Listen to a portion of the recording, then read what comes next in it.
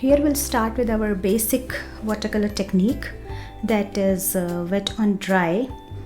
In that we have like two possible ways of doing that.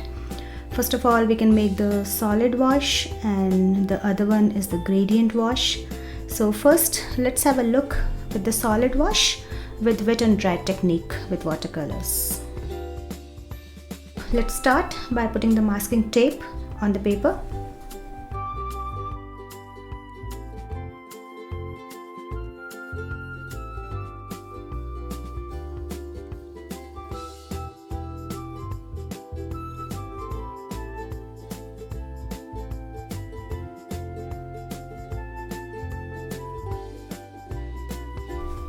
The name wet and dry technique is given because in this technique our paper is dry and our color is wet.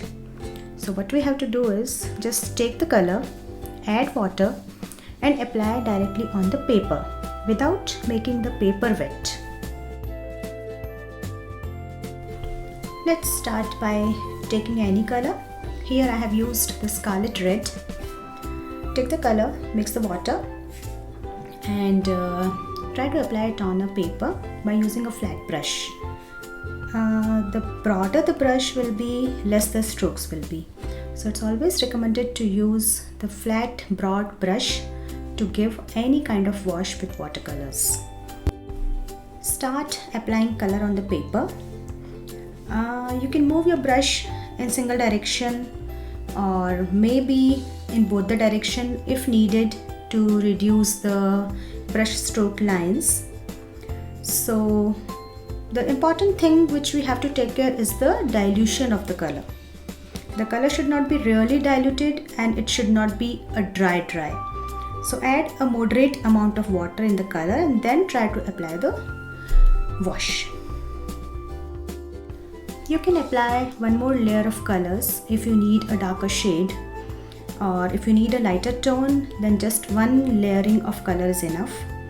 So depending how dark or how light you need your wash, layering always gives a depth to the wash. So it's always nice to give 2 or 3 layering of the color to the wash. Let's wait for another 5 minutes to make it dry completely. Once it is completely dry, we can remove the masking tape slowly in the opposite direction of the paper, so our paper will not come out along with the masking tape. And like this, our base is ready. So this base we will try to use it in one of the project that we will do by using other watercolor techniques. That's all about the plain or solid wash by using a wet and dry technique.